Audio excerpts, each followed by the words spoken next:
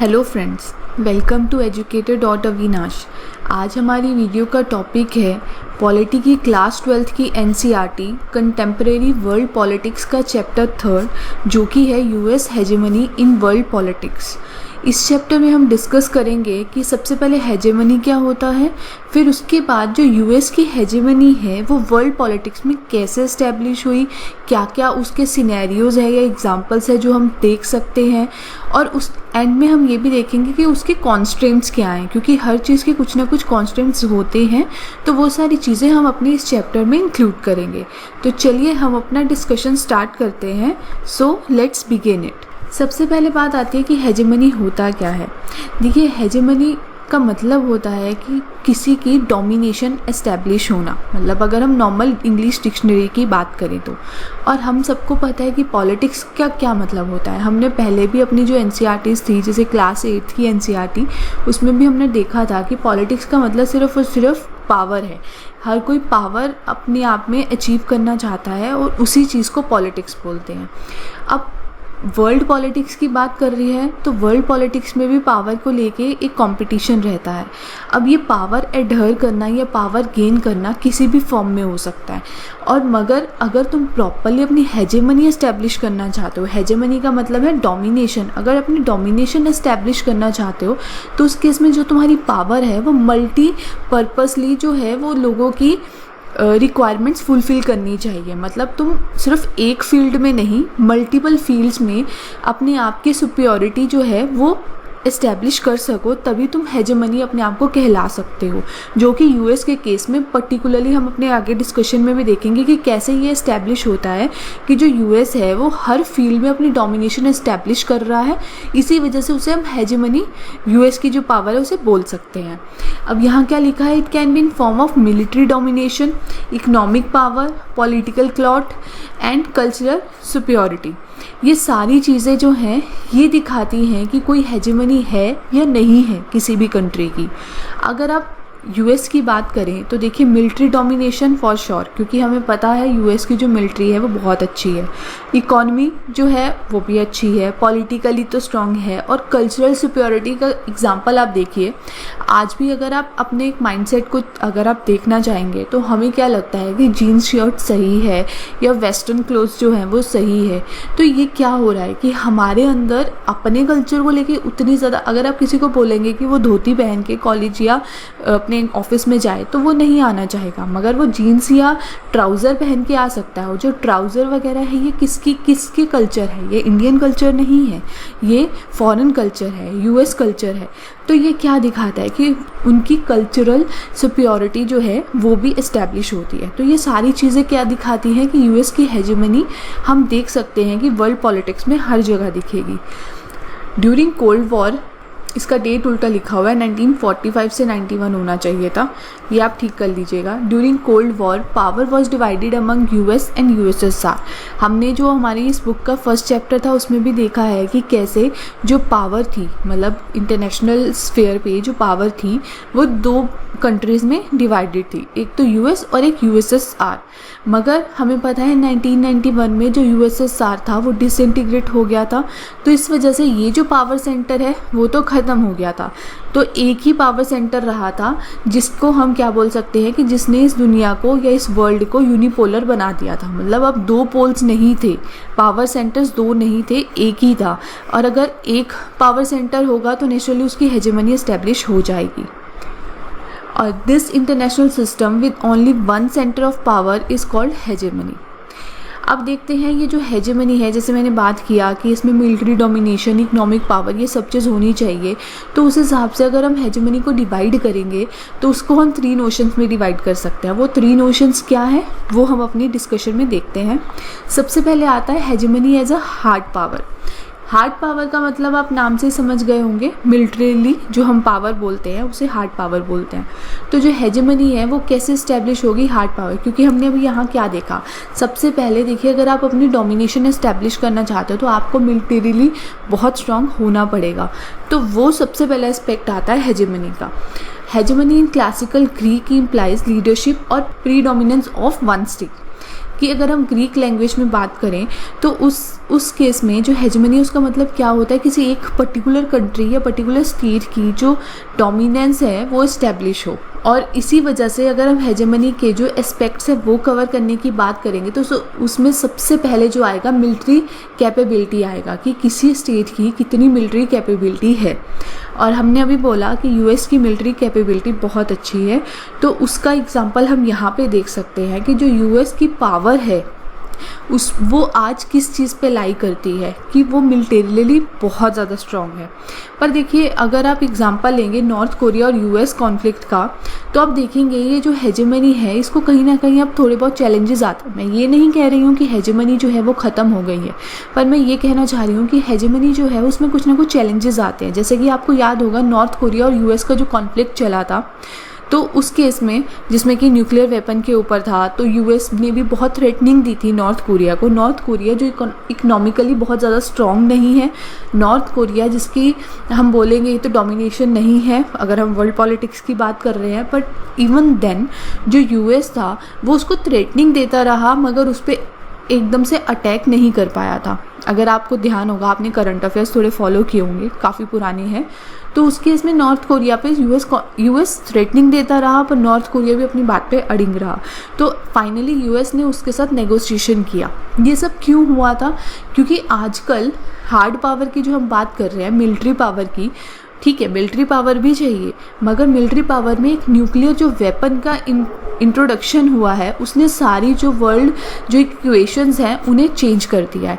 अब क्या होता है, अब जैसे नॉर्थ कोरिया क्लेम करता है कि उसके पास न्यूक्लियर वेपन्स हैं, तो इस केस में जो यूएस है उसे पता है कि अगर वो नॉर्थ कोरिया के साथ, जिसको कि ऐसा बोला जाता है कि वो इतनी ज़्यादा रिस्पॉन्सिबल स्टेट नहीं है, तो अगर उस स्टेट के साथ ऐसे कोई कॉन्फ्लिक्ट में आता है और कुछ भी ऐसा स्टेप लेता है, क्योंकि यूएस को भी पता है कि उसका एक स्टेप बहुत ज़्यादा बुरा कंडीशन पूरी सोसाइटी के लिए, पूरे वर्ल्ड के लिए बिठा सकता है। तो अगर ऐसा कुछ होता है तो उस केस में क्या होगा कि जो नॉर्थ कोरिया है, नॉर्थ कोरिया के पास साउथ कोरिया है, और जो साउथ कोरिया है वो यूएस का अलाय है, ठीक है। तो उस केस में क्या होगा कि नॉर्थ कोरिया साउथ कोरिया पे भी अटैक कर सकता है, अपना न्यूक्लियर वेपन उधर डाल सकता है। तो इस केस में जो यूएस है उसको इनडायरेक्टली कुछ ना कुछ हार्म हो सकता है।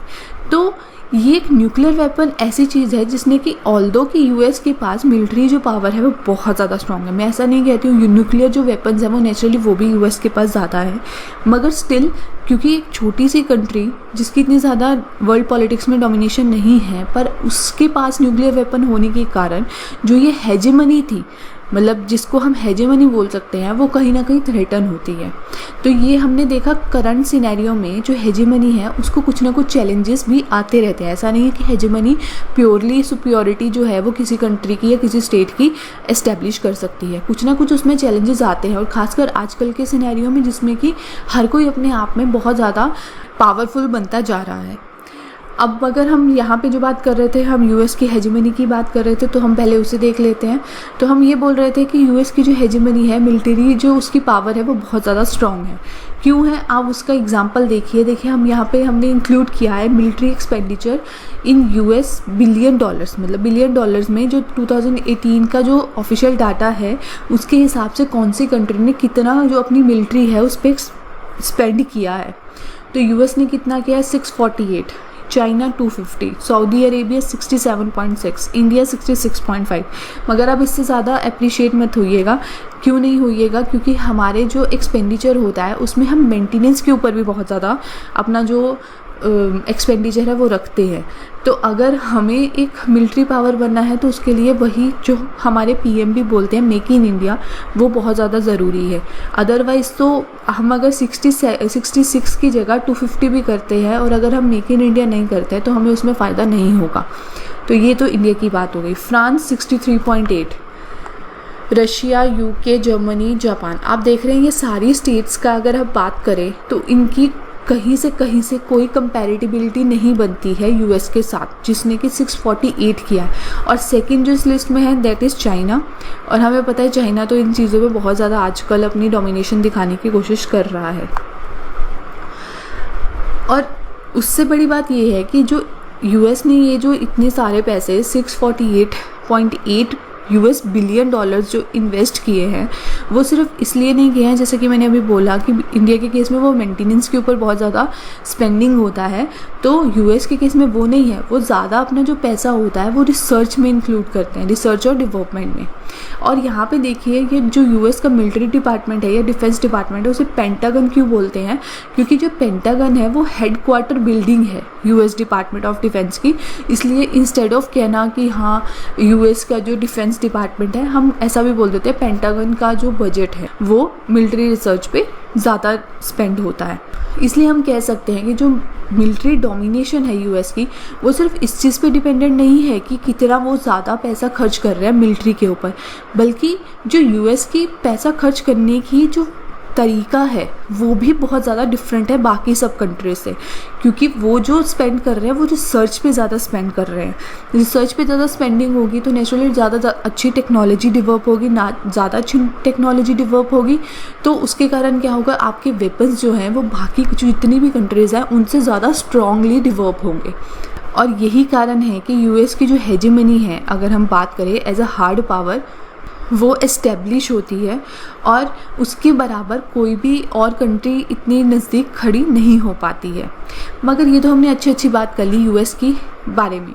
ऐसा नहीं है कि US में कोई भी कमी नहीं है, US की जो मिलिट्री है उसमें भी कुछ ना कुछ कमियां हैं। कमियां कैसे हैं, देखिए अगर किसी भी मिलिट्री फोर्स की बात करें तो उसमें 4 टास्क होते हैं। मतलब अगर तुम किसी भी अदर कंट्री पे या अदर स्टेट पे तुम मिलिटरीली आक्रमण करते हो, अटैक करते हो, तो उस केस में तुम्हें 4 चीज़ों का ध्यान रखना होता है। ठीक है, पहले तुम उस टेरिटरी को कॉन्कर करोगे, फिर डेटर, फिर पनिश करोगे, फिर उसके बाद उसकी पॉलिसी बना के रखोगे। जैसे आप एग्जांपल लीजिए, US ने अफ़गानिस्तान में इन्वेड किया था, ठीक है, और वो किस लिए किया था, ताकि वहाँ पे जो तालिबान है उसको पनिश किया जा सके। तो ठीक है, पहले इन्होंने इन्वेड किया, उस टेरिटरी को कॉन्कर कर लिया, बहुत अच्छे से कर लिया, ठीक है, उसके बाद डेटर और उसके बाद पनिश, ये तीनों चीज़ें हो गई। पर जहाँ पॉलिसी की बात आती है तो वहाँ पे ऐसा दिखता है कि जो अमेरिका है वो इतना अच्छे से काम नहीं कर पाता है। इवन इराक इन्वेजन की भी अगर हम बात करें, इराक इन्वेजन आप आगे भी देखेंगे, इराक इन्वेजन में क्या हुआ था कि US ने या अमेरिका ने उसमें इन्वेड किया था इराक में। क्यों किया था, क्योंकि उनका कहना ये था कि इराक में मास डिस्ट्रक्शन के कुछ वेपन्स बनाए जा रहे हैं और लार्जर ह्यूमैनिटी को बचाने के लिए ज़रूरी है कि अमेरिका वहाँ पे इन्वेड करे और इराक को मास डिस्ट्रक्शन के जो ये इक्विपमेंट्स बना रहा है, वेपन्स बना रहा है, उसे बनाने से रोका जा सके। तो ये जो इराक इन्वेजन भी था अमेरिका का, उसमें भी यही देखा गया कि उन्होंने कॉन्कर बहुत अच्छे से किया, डेटर किया, पनिश किया। मगर जहाँ पे पॉलिसी बनाने की बारी आती है किसी भी ऑक्युपाइड टेरिटरी पे, वहाँ पे अमेरिका जैसी कंट्री भी वीक पड़ जाती है। अब देखिए एक चीज़ इससे रिलेट कीजिएगा, कुछ लोग ऐसा बोलते हैं कि अगर आपकी कोई एनिमी कंट्री है, जैसे कि इंडिया की अगर सपोज कोई एनिमी कंट्री है, मैं समझती हूँ आप समझ रहे होंगे मैं क्या कहना चाहती हूँ, कि उस एनिमी कंट्री पे आप अटैक कीजिए और अटैक करके उसकी टेरिटरी को अपनी टेरिटरी में इंक्लूड कर लीजिए। बोलना बहुत आसान है, वहीं अगर आप देखिए अगर अमेरिका जैसी कंट्री को पॉलिसिंग में इतनी प्रॉब्लम आ रही है तो क्या इंडिया जैसी कंट्री, ठीक है मैं ये नहीं कहती, इंडिया भी अपनी जगह बहुत समर्थ है, मगर इंडिया में फिर भी बहुत सारी वीकनेसेस है अमेरिका के मुकाबले। अमेरिका बहुत ज़्यादा आगे है बाकी सारी कंट्रीज से। अगर अमेरिका जैसी कंट्री भी मिलिट्री पावर इतनी बड़ी होने के बावजूद भी कॉन्कर कर पा रही है, डेटर कर पा रही है, पनिश कर पा रही है, पर पॉलिसिंग में उसे इतनी प्रॉब्लम हो रही है, तो क्या इंडिया ऐसा कर पाएगी? और कर पाएगी नहीं कर पाएगी ये अपने आप में चैलेंज बाद में आता है। पहले ये आता है कि क्या हमें अपनी मिलिट्री को और ज़्यादा डेवलप करना है कि उसे और ज़्यादा उसकी जो वैल्यू है उसे डेटर करना है, कि वो जो आज स्टैंड करती है उतना भी स्टैंड ना करे। क्योंकि अगर आप अपनी रिसोर्सेज को ऐसी चीज़ों की तरफ डाइवर्ट कर देंगे तो उस केस में क्या होगा कि आपकी जो वैल्यू है रिसोर्सेज को यूज़ करने की वो कम होती जाएगी। इसलिए इंडिया को इन्वेड करना चाहिए, कहीं नहीं करना चाहिए, ये आप खुद भी समझ सकते हैं कि वो अच्छा रहेगा या बुरा रहेगा। खैर यहाँ पे हमने बात करी US हेजेमनी की एज अ मिलिट्री पावर या हार्ड पावर। अब बात आती है US हेजेमनी या hegemony as a structural power. Military power बनना ज़रूरी है। उसके बाद आती है सेकेंड एस्पेक्ट जो हेजेमनी बनने के लिए चाहिए, वो है स्ट्रक्चरल पावर। स्ट्रक्चरल पावर का मतलब क्या होता है, जैसे इकोनॉमिकल पावर बनना, कि किसी की भी वर्ल्ड की इकोनॉमी है, देखिए आजकल जो वर्ल्ड की इकोनॉमी है वो ओपन इकोनॉमी है, तो इस ओपन इकोनॉमी में जो हेजेमन पावर बनना चाहती है, हेजेमन स्टेट बनना चाहती है, डोमिनेट पावर बनना चाहती है, उसके पास इतनी एबिलिटी होनी चाहिए और डिज़ायर होनी चाहिए कि वो अपने हिसाब से कुछ नॉर्म्स वगैरह रख सके, जिसके कारण जो ग्लोबल स्ट्रक्चर है वो वर्क करे। आप इसको इस तरह से समझिए कि अगर सपोज यूएस है, यूएस अगर स्ट्रक्चरल पावर बनना चाहता है तो वर्ल्ड की जो इकोनॉमिकल पावर है वो बन के रहे, मतलब वर्ल्ड की जो इकोनॉमी है वो यूएस की इकोनॉमी पे डिपेंडेंट रहे। तो ये दिखाएगा कि यूएस एज अ हेजेमनी बनने के बिल्कुल लायक है एज अ स्ट्रक्चरल पावर।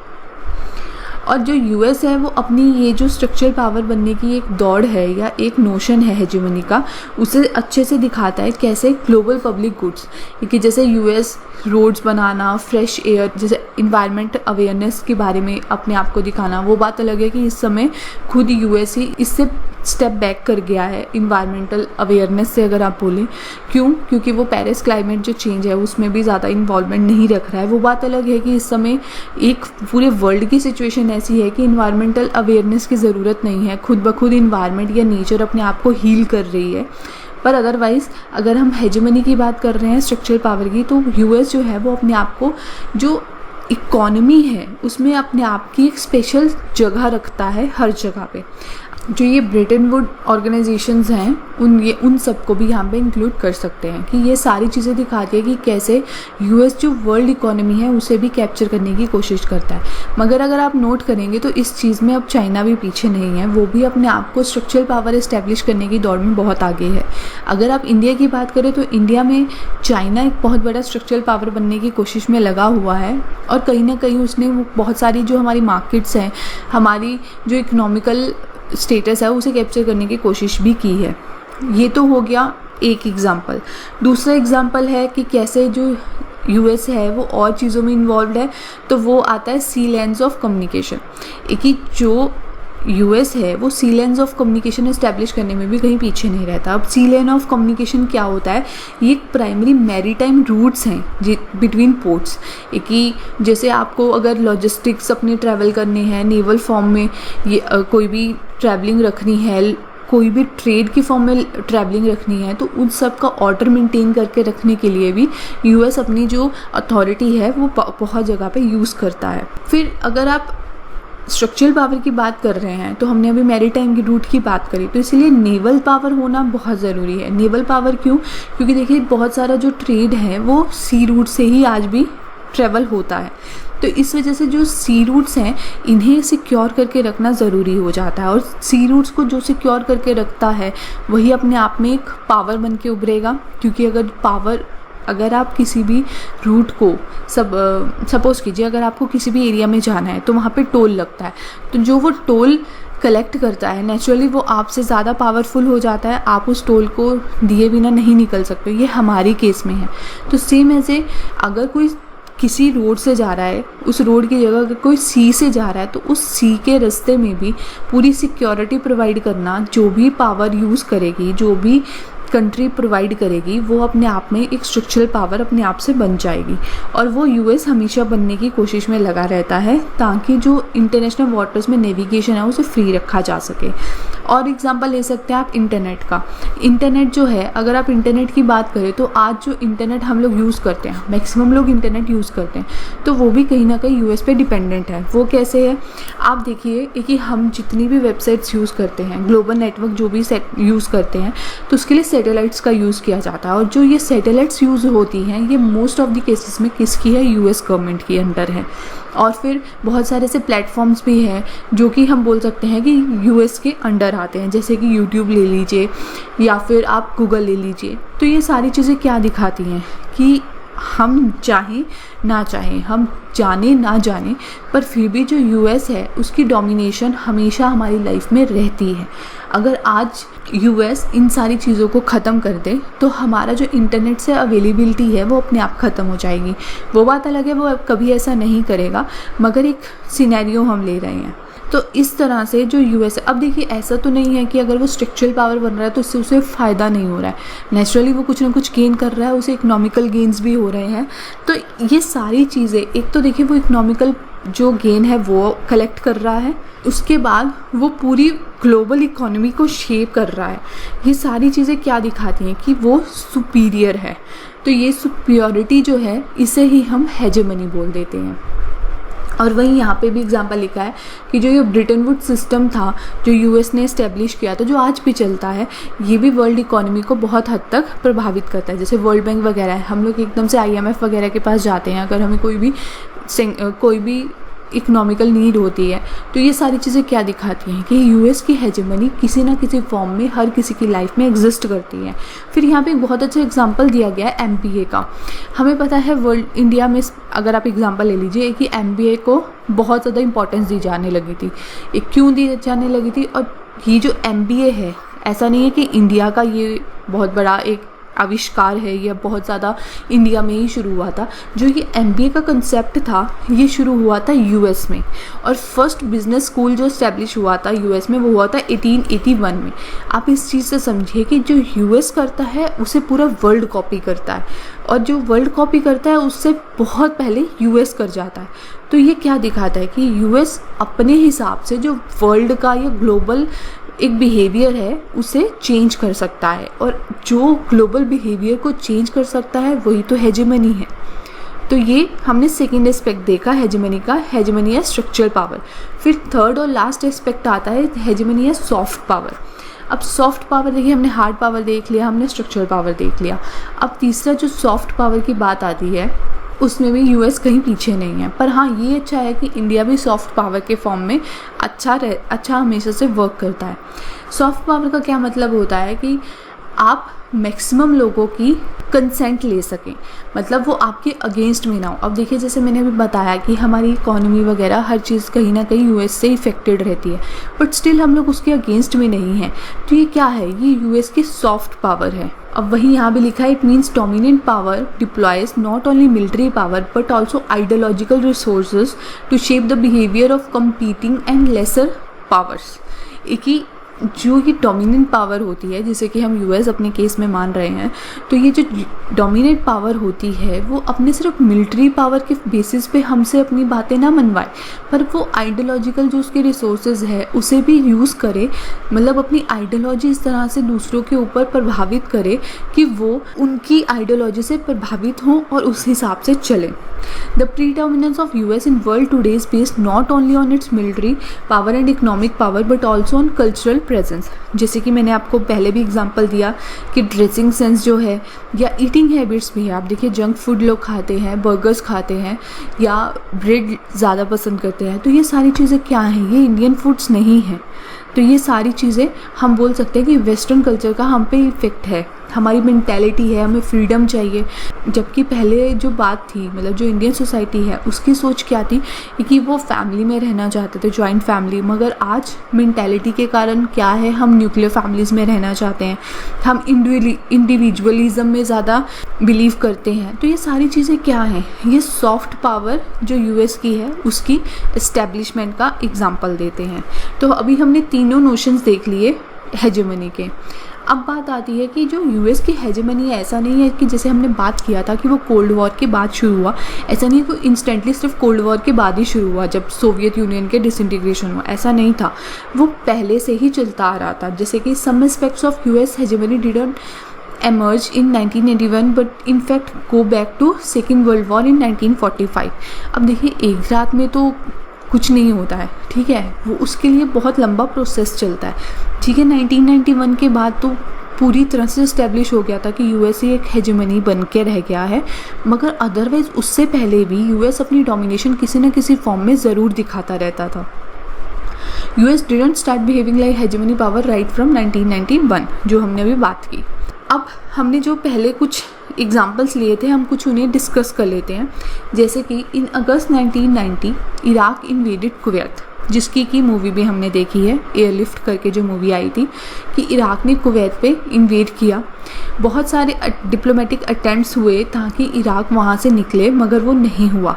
मतलब इराक़ अपना अग्रेशन नहीं छोड़ने को तैयार था। तो फाइनली क्या हुआ, जो यूएन था उसने मैंडेट किया कि चल ठीक है, आप कुवैत को बाय मतलब फोर्स की यूज़ से उसे लिबरेट करवा दीजिए। मतलब इराक़ की जो ये इन्वेजन है, एग्रेशन है, उससे कुवैत को फ्री करवाया जाए। तो क्या हुआ, massive collision of forces of 6,60,000 troops from 34 countries fought against Iraq and defeated it in what came to be known as First Gulf War। और मगर यहाँ पे तक तो ठीक है, मगर जो एक्चुअल बात थी वो क्या थी, जो ये यूएन का ऑपरेशन था जिसे कि डेजर्ट स्टॉर्म कहा जाता है, वो मैक्सिममली अमेरिकन था। मतलब उसमें अमेरिकन जो इफ़ेक्ट था वो बहुत ज़्यादा था। अमेरिका की डोमिनेशन एस्टैब्लिश करने का ये भी एक तरीका था। It was known by many different names, उसे बहुत सारे डिफरेंट नेम्स है। कंप्यूटर वॉर क्यों बोलते हैं, क्योंकि वहाँ पे स्मार्ट बॉम्ब्स का यूज़ किया गया था यूएस के द्वारा। वीडियो गेम क्यों बोलते हैं, क्योंकि जो लोग थे वो ये पूरी वॉर अपने टीवी में देख रहे थे। In the war actually US made profit as money received by it from countries like Germany, Japan and Saudi Arabia was more than spent on war।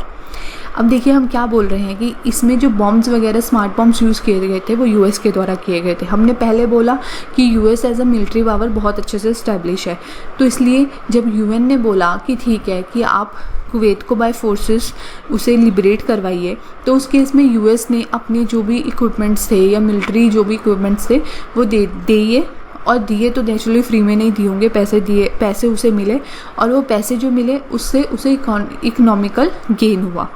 और यही तरीका होता है अपनी इकोनॉमी को बढ़ाने का। इसीलिए कई बार कई लोग ऐसा भी बोलते हैं कि जो ये वॉर होती हैं ये हमें लगता है कि बुरी है, पर कई कंट्रीज़ के लिए ये अच्छी होती हैं, खासकर उन कंट्रीज़ के लिए जिनकी जो इकोनॉमी है वो ये जो मिलिट्री इक्विपमेंट्स हैं उन्हें एक्सपोर्ट करने पे ज़्यादा डिपेंडेंट होती है। उन्हें क्या रहता है, वॉर होगी तो एटलीस्ट उनकी जो ये इन्वेंट्री है वो यूज़ होगी। तो ये हमने इराक़ की बात की। उसके बाद हम बात करते हैं यूएस के बारे में। अब थोड़ा डिस्कस करते हैं कि यूएस की जो हिस्ट्री है या यूएस में कैसे सब चीज़ें वर्क करी। सबसे पहले हम क्लिंटन ईयर्स देखेंगे। क्लिंटन ईयर जिन्हें कि हम बिल क्लिंटन बोलते हैं, जिनका एक्चुअल नाम विलियम जेफरसन बिल क्लिंटन है। उनका जो कार्यकाल था या उनका जो टाइम था वो 1992 से 2000 था एज अ प्रेसिडेंट। और जो ये बिल क्लिंटन थे, इनकी जो पॉलिसी थी वो पूरी तरह से वर्ल्ड पॉलिटिक्स में यूएस को इंगेज करना नहीं था। उनका जो मेन फोकस था as foreign policy of Clinton government tended to mainly focus on soft issues जैसे कि डेमोक्रेसी, क्लाइमेट चेंज। हमने बात किया ना कि सॉफ्ट पावर भी होता है, सॉफ्ट पावर बनना भी एक हेजेमनी की निशानी होती है। तो जो ये बिल क्लिंटन थे, इनका मेन जो कंसर्न था वो ये था कि कैसे डेमोक्रेसी की जो वैल्यू है, क्योंकि देखिए ऐसा बोला जाता है कि यूएस डेमोक्रेसी की वैल्यू को चेरिश करता है और इसे पूरे वर्ल्ड पे डालना चाहता है। कि कई कंट्रीज़ हैं जो डेमोक्रेसी को नहीं मानती हैं, वो कम्युनलिज्म को मानेगी या किसी सोशलिज्म को मानेगी, मगर जो यूएस है उसका मानना ये है कि डेमोक्रेसी बेस्ट है, तो आप सभी लोग डेमोक्रेसी को ही माने। तो ये यूएस की स्ट्रेटजी रहती है और ये बिल क्लिंटन के टाइम में यही चलता था। वो डेमोक्रेसी की वैल्यू को चेरिश करते थे, क्लाइमेट चेंज के लिए अवेयरनेस लाना, ये सारी चीज़ों को ज़्यादा इंपॉर्टेंस देते थे इंस्टेड ऑफ हार्ड पॉलिटिक्स। मतलब उनकी जो पॉलिटिक्स थी वो सॉफ्ट इश्यूज़ पे डिपेंडेंट थी इंस्टेड ऑफ हार्ड जो इश्यूज़ हैं उसको लेके। मगर ऐसा नहीं है कि इसका मतलब ये है कि उन्होंने कभी कोई मिलिट्री लड़ाई ही नहीं लड़ी। उनके केस में भी कुछ एक्सेप्शंस थी। वो एक्सेप्शंस क्या है आप थोड़ा सा देख लीजिए, इन्हें याद रखना इतना ज़रूरी तो नहीं लगता। लेकिन 1999 में जो नाटो कंट्रीज़ हैं, आपको पता है नाटो कंट्रीज़ के बारे में कि नाटो कंट्री का मेन जो हेड रहता है वो यूएस रहता है। Led by US bombarded targets around Yugoslavia for well over 2 months in response to Yugoslavian action against predominantly Albanian population in the province of Kosovo। एक ही 1999 में, नेचुरली वो क्लिंटन ईयर्स में ही आएगा। 1999 में जो नाटो कंट्रीज़ थे उन्होंने यूगोस्लाविया में बम्बार्डमेंट की थी। तो ये नेचुरली सॉफ्ट इशू नहीं हुआ, ये हार्ड इशू हो गया। और सेकंड क्या है, ऑपरेशन इन्फिनाइट रीच। इसमें क्या हुआ था, यूएस एम्बेसीज जो थी नैरोबी में, कीनिया में और दर अस सलाम तंजानिया में, उनके ऊपर बॉम्ब फेंका गया था 1998 में। तो उसके रिस्पॉन्स में ये जो ऑपरेशन इन्फिनाइट रीच था ये चलाया गया था। तो ये दोनों एग्जाम्पल हम बोल सकते हैं कि मिलिट्री पावर भी यूज़ की थी क्लिंटन ने, मगर वही बात आती है, ये दो एग्जाम्पल्स कुछ नहीं होता है। जो उनका मेन कंसर्न था वो सॉफ्ट इश्यूज़ के ऊपर ही था। फिर फाइनली आता है 9/11 या ग्लोबल वॉर ऑन टेरर, जिसके बारे में बहुत ज़्यादा डिस्कशन रहता है। On 11 September 2001, 19 hijackers hailing from number of Arab countries took control of 4 American commercial aircrafts and flew them into important buildings in US. और वो इम्पॉर्टेंट बिल्डिंग्स 4 कौन सी थी? North and south towers of world trade centres, जो कि बहुत news में भी आया था। एक पेंटागन बिल्डिंग में, पेंटागन आपको ध्यान होगा तो जो यूएस का डिफेंस डिपार्टमेंट है वो पेंटागन में बैठता है। 1 Pentagon building in Arlington Virginia where US defence department is headquarter. 4th presuming, मतलब 4th जो था वो हुआ नहीं था, मगर ऐसा सोचा जाता है कि जो 4th थी वो किसके लिए थी? Capital building of US Congress, जो कांग्रेस की यूएस कांग्रेस की बिल्डिंग है उसके लिए थी, मगर जो पेनिसिल्वेनिया जो फील्ड है उसमें उसे ख़त्म कर दिया गया था। तो ये जो चारों एयरक्राफ्ट्स के थ्रू ये जो हमला हुआ था ये बहुत सीवियर था। इसमें बहुत ज़्यादा यूएस का जो रिस्पांस रहा वो स्विफ्ट रहा, मतलब उसने एकदम से इसके ऊपर रिएक्शन दिया था। रिएक्शन क्या दिया था? देखिए इस समय पे 2001 की बात है तो नेचुरली क्लिंटन तो थे नहीं जो सॉफ्ट इश्यूज़ पे ज़्यादा फोकस करते थे। इस केस में कौन थे? बुश। और जो बुश थे वो बहुत हार्डर व्यू रखते थे। देखिए जो हर जगह की पॉलिटिक्स होती है वो चेंज होती रहती है टाइम बाय टाइम। अब कोई जो लीडर आता है वो सॉफ्ट होता है, कोई आता है वो हार्ड लाइनर होता है। तो इस केस में भी वही था, जो बुश थे वो हार्ड लाइनर थे। उनका कहना ये था कि यूएस का इंटरेस्ट हर केस में, हर चांस में, हर फॉर्म में सिक्योर होना चाहिए। और ये जो इतना बड़ा अटैक हुआ है यूएस के ऊपर, ये कोई छोटी मोटी बात नहीं है। इसीलिए जो बुश थे उन्होंने एकदम से ग्लोबल वॉर ऑन टेरर का नाम देके ऑपरेशन इंड्यूरिंग फ्रीडम स्टार्ट कर दिया। और उसमें क्या किया उन्होंने? जो अलकायदा और तालिबान रेजीम था अफ़गानिस्तान में उसे टारगेट किया, जिसके कारण हमने अभी बात किया था ना कि अमेरिका ने कैसे अफ़गानिस्तान के अंदर इन्वेड किया, तो वो इस वजह से किया था ताकि हम अलकायदा और तालिबान के रेजीम हैं, क्योंकि ऐसा सस्पेक्ट किया गया था कि यही पीछे थे ये जो मेन अटैक हुआ था 9/11 का उसके। तो इसी वजह से जो यूएस था उसने अफ़गानिस्तान में अटैक किया था। और देखिए इस दौरान जो यूएस की फोर्सेस थी उन्होंने बहुत सारे अरेस्ट किए, ठीक है, गवर्नमेंट को बिना बताए, बहुत सारे डिटेन किए। ठीक है, हेजेमनी का हमेशा एक पॉजिटिव चेहरा नहीं रहता है, उसका नेगेटिव भी रहता है। आप अपने आप को देख लीजिए, अगर आपको अथॉरिटी मिल जाए, एक्सट्रीम अथॉरिटी मिल जाए, तो उसके इसमें ऐसा नहीं है कि आप उसको हमेशा पॉजिटिवली ही यूज़ करेंगे, आप उसको नेगेटिवली भी यूज़ करेंगे।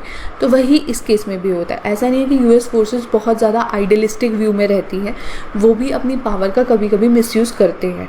और वो मिसयूज़ ही तो है कि आप गवर्नमेंट को बिना बताए उनके सिटीजन्स को उठा लें और उनको सीक्रेट प्रिजन में डाल दे, जो कि हमने पहले भी अपने डिस्कशन में इंक्लूड किया था कि जो यूएस का नेवी बेस है क्यूबा में, बे में, तो उसमें उन्होंने उसको डाल दिया। और आपको अगर ध्यान होगा तो हमने तब भी डिस्कस किया था एनसीईआरटी की बुक में कि जो ये नेवी बेस है यहाँ पे जो भी प्रिजनर्स रहते हैं उन्हें कुछ भी राइट्स नहीं दिए जाते हैं। और ये सबको पता है, पर फिर भी क्योंकि यूएन जो है वो भी मेनली यूएस के अंडर आता है, ब्रिटेन वुड्स सिस्टम के अंडर आता है, तो इस वजह से वो भी यूएस के खिलाफ ज़्यादा आवाज़ नहीं उठाता है। तो ये सारी चीज़ें हुई थी 9/11 के केस में। आप देख रहे होंगे कि हम ये एग्जांपल्स इंक्लूड कर रहे हैं कि कैसे जो हेजेमनी पावर होती है वो अपने इंटरेस्ट होता है उन्हें सिक्योर करती है। उसके बाद इराक इन्वेजन की बात करते हैं, जो कि हमने पहले अपने डिस्कशन में जिसका एग्जांपल लिया था। इराक इन्वेजन में क्या हुआ था? 2003 में यूएस ने इराक इन्वेजन स्टार्ट किया था under code name operation Iraq की फ्रीडम। इराक ने रिटेलिएट किया, वो नॉर्मली हर कंट्री करती है, मगर इराक साइड पे जो कैजुअलिटीज़ थी वो बहुत ज़्यादा थी। और जो US invasion of Iraq was both military and political failure कैसे? वही हमने बात किया था ना कि वो पॉलिसी नहीं बना पाते हैं। यूएस ने इन्वेजन स्टार्ट किया क्या कह के कि जो इराक है उसने मास डिस्ट्रक्शन के जो वेपन्स हैं वो बनाने में लगा हुआ है, जिसके लार्जर ह्यूमैनिटी को प्रॉब्लम हो सकती है, इसलिए हम ये इन्वेजन कर रहे हैं। पर जब इन्वेड किया उसके बाद वहाँ पे कोई भी ऐसा प्रूफ नहीं मिला था। तो ये दिखाता है कि ऐसा ज़रूरी नहीं है कि हेजेमनी हर चीज़ पॉजिटिव ही करे, वो बहुत सारी चीज़ें नेगेटिव भी कर जाती है। फिर अभी तक हमने हेजेमनी देख ली, उसके एग्जांपल्स देख लिए। अब हम देखते हैं कि जो ये हेजेमनी है यूएस की, इसके कुछ कॉन्स्टेंट्स हैं, क्योंकि देखिए हर चीज़ के कुछ ना कुछ कॉन्स्टेंट्स होते हैं, लिमिटेशंस होती हैं।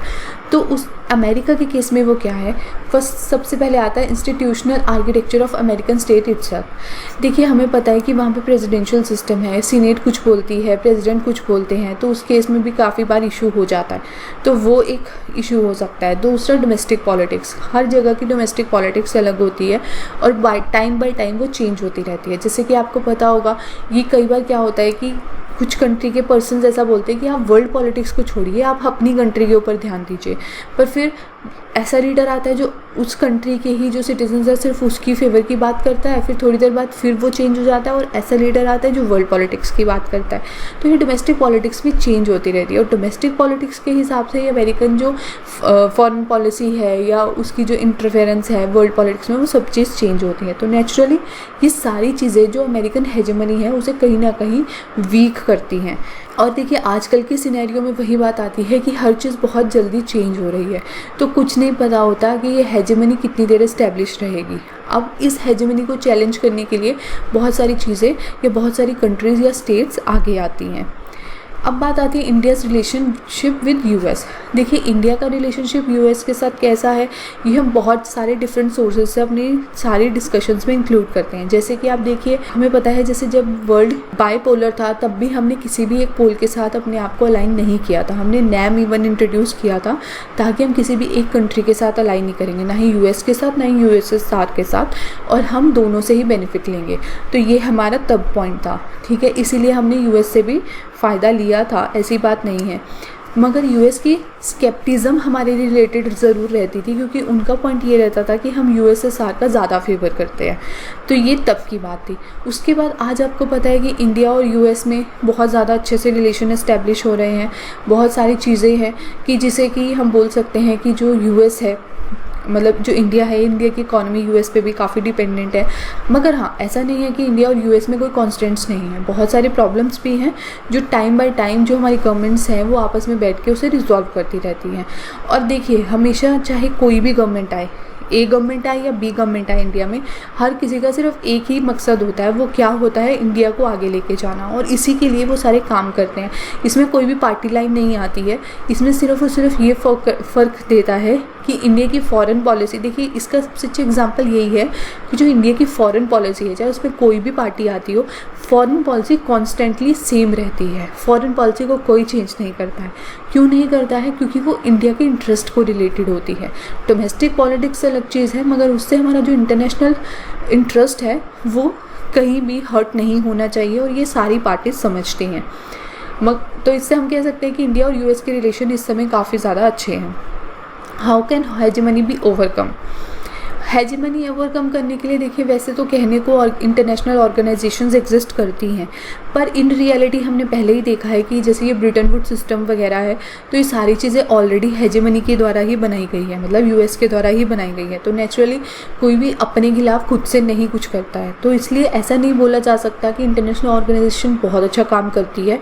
वही यहाँ लिखा भी है, as there exist international organisations but there is no international politics. International politics नहीं है, कोई भी पॉलिटिक्स जो है, इंटरनेशनल जो पॉलिटिक्स है, उसे कोई भी गवर्न नहीं कर सकता है। वो टाइम बाय टाइम अपने आप धीरे धीरे चेंज होती है। तो हेजेमनी को ओवरकम करने के लिए वैसे 2 स्ट्रेटेजीज दी जाती है, जो कि दोनों में से कोई भी ज़्यादा वाइबल नहीं है, पर हम देख लेते हैं वो कौन सी है।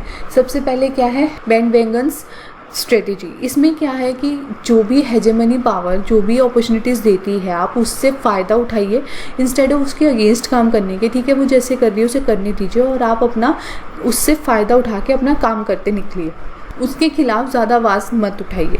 तो ये एक स्ट्रेटेजी है। दूसरी स्ट्रेटेजी क्या है, स्ट्रेटेजी टू हाइड। एक ही आप क्या करिए, आप डोमिनेंट पावर से उतने दूर रहिए जितना रह सकते हैं, ना आप उसकी नज़र में आएंगे ना फिर कोई प्रॉब्लम होगी। मगर ये भी पॉसिबल नहीं है। अगर आप अपने आप को एस्पायर करते हैं कि आप भी एक इंटरनेशनल पावर बने, तो उस केस में आप कैसे किसी से हाइड होके रह सकते हैं। और आजकल के टाइम में जो कि ग्लोबल इरा है, जिसमें कि हम बोल सकते हैं कि पूरा वर्ल्ड जो है वो ग्लोबल विलेज की तरह रहता है, तो उस केस में आप कैसे एक दूसरे से हाइड कर सकते हैं। मगर हाँ, ये सही है कि कई लोग ऐसा बोलते हैं कि सब बिलीवर्स से कि मतलब जो हेजेमनी है उसे चैलेंज करने के लिए नॉन स्टेट एक्टर्स या जो NGOs वगैरह हैं, ये सारे बहुत अच्छे से वर्क कर सकते हैं। जैसे NGO हो गया, सोशल मूवमेंट हो गया, पब्लिक ओपिनियन हो गया, ये बहुत अच्छे से वर्क कर सकते हैं और यही US की पॉलिसीज़ जो है उसे रेजिस्ट भी कर सकते हैं। पर देखिए, जो ये NGOs भी होते हैं, इनका भी क्या रहता है कि ये फंडिंग लेते हैं किसी ना किसी पर्सन से, तो वो फंडिंग के कारण जो इनका मेन पर्पस होता है ना, वो कहीं ना कहीं विशेट हो जाता है। ऐसा नहीं बोल सकते हम कि वो बिल्कुल प्रॉपर रहता है। इसके बहुत सारे एग्जाम्पल्स भी हम देखते हैं। सोशल मूवमेंट्स की बात है, सोशल मूवमेंट्स को कोई ना कोई लीडर गाइड करता है, तो कभी कभी ये सक्सेसफुल भी होती है, पर कभी कभी ये सक्सेसफुल नहीं भी होती है। पब्लिक ओपिनियन, वो भी पब्लिक ओपिनियन कौन बनाएगा? पब्लिक ओपिनियन बनाने के लिए ये जो लीडर्स होते हैं यही रिस्पॉन्सिबल होते हैं। और अगर लीडर्स खुद ही इस तरह से वर्क कर रहे हैं कि वो खुद ही करप्ट है या कुछ ऐसी प्रॉब्लम है, तो वो क्या पब्लिक ओपिनियन बनाएंगे? तो इसीलिए हम ऐसा बोल सकते हैं कि ये जो हेजेमनी को चैलेंज करना है या ओवरकम करना है, तो इसके लिए सिर्फ एक ही तरीका होता है। और वो तरीका क्या होता है कि आप खुद अपने आप को इतना डिवेलप करें कि आपके सामने कोई और जो कंट्री है वो अपनी हेजेमनी ना इस्टेब्लिश कर सके। आप जो भी हेजेमनी पावर है उसे कहीं ना कहीं किसी ना किसी तरीके से अपने ऊपर डिपेंडेंट बनाएं। ये चीज़ें हैं जो हम बोल सकते हैं कि अगर आप हेजेमनी को ओवरकम करना चाहते हैं तो हम यूज़ कर सकते हैं। तो इसके साथ ये चैप्टर एंड होता है। हम लास्ट में समराइज़ करते हैं हमने इसमें क्या क्या डिस्कस किया। हमने सबसे पहले देखा हेजेमनी क्या होता है, फिर हमने हेजेमनी के 3 एस्पेक्ट्स जो हैं, हार्ड पावर, स्ट्रक्चरल पावर और सॉफ्ट पावर देखा। फिर बात आती है, हमने देखा US में जो क्लिंटन ईयर्स थे या जो बुश के अंडर जो काम था, मतलब ग्लोबल वॉर ऑन टेरर, वो कैसे हुआ। उसके बाद हमने इराकी फ्रीडम के बारे में, इराक इन्वेजन के बारे में देखा, जो अमेरिकन हेजेमनी के कॉन्स्टेंट्स हैं उन्हें देखा, और जो मेन 2 स्ट्रेटजीज़ है मेन हेजेमनी को ओवरकम करने की, वो देखी। तो इसके साथ ये चैप्टर एंड होता है। और देखिए, अगर आपको ये नोट्स के PDF डाउनलोड करनी हो तो उसका लिंक हमने डिस्क्रिप्शन बॉक्स में दे दिया है, आप वहाँ से उसे डाउनलोड कर सकते हैं। और अगर आपको ये वीडियो अच्छी लगी हो तो इसे लाइक और हमारे चैनल को सब्सक्राइब करें। So thank you, thanks for listening.